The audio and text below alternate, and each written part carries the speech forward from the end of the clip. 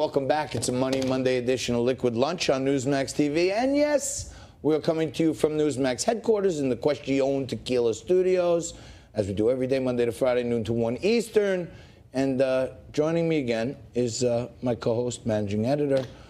Great conversation there with Rafael Mangual. That's, you know, I like when we give both sides of the story, and the criminal justice system is screwed up, Frankie. Well, you know, I think it's a fascinating piece in City Journal. I may not agree with all of the conclusions, but it's definitely great food for thought. And I thought his other point that we finished the segment with about how, you know, if you don't like the laws, the way to change them is to elect people in the state legislature or in Congress who are going to change the law. It's not to elect prosecutors who are just going to stop enforcing the law. So I thought that was pretty prudent.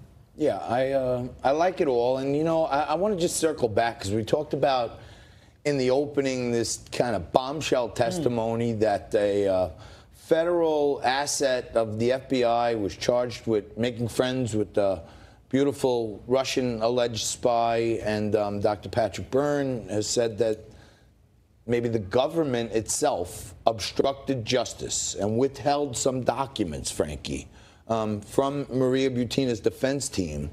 That's obstructing justice to prove obstruction of justice, in my view. Well, you know, so ultimately, as you indicated, she went to prison for, one, being an unregistered foreign agent, and conspiracy, and some sort of conspiracy to do something, right? So it had nothing to do with spying.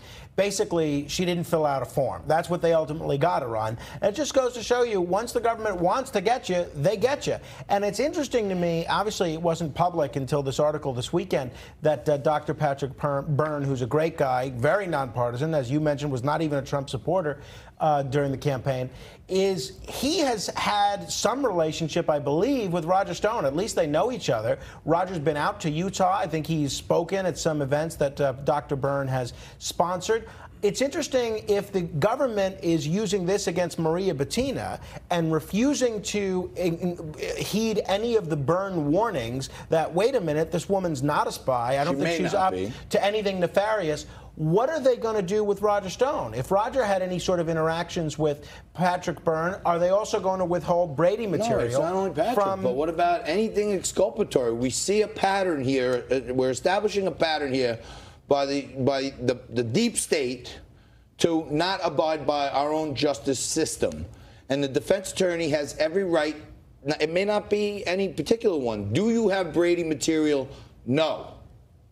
If the Brady material exists, then our own government broke the law to go after the president. Right. So I wonder if Roger's people should be asking questions about any Brady material that they may have forgot to give over. I think that's a fine question. And, you know, why do we care about it? Because on this show and our other weekly show, What's the Deal, on Newsmax TV, we've had on George Papadopoulos, we've had on Jerome Corsi, we've had on Roger Stone.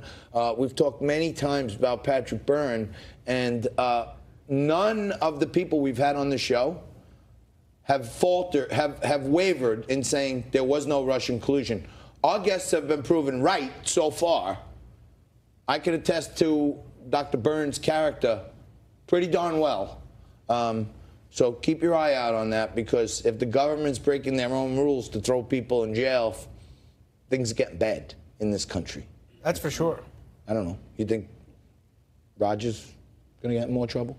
Well, look, I mean, when you have any sort of indictment and this gigantic indictment, the size of the Yellow Pages, where it says the United States versus your name, you know, that's a pretty tough spot to be in. You're not kidding. The prosecutor in his case, the special prosecutor that signed his indictment, Robert Mueller, I don't think he did himself any favors in the hearings last week in terms of his own credibility and in terms of his own enhancing his own stature with the American public. So I think the thing that's going to be tough for Roger is that he's going to have to go before a jury that's really a Trump-hating jury. So they may, because they're from D.C., which voted 90% against Trump. So they may not even really, I hope this is not the case, but they may not even really listen to the evidence. They may convict Roger of being a Trump associate. Well, we will watch, we will see, and let's see if there's any material in that case that hasn't been turned over because there may be a pattern being established here.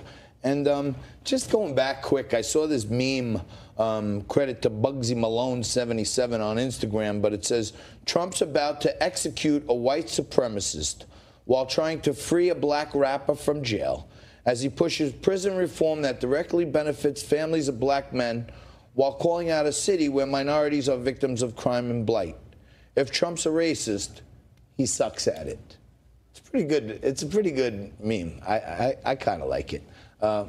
Quick break. Coming up after this, Frank corrects me.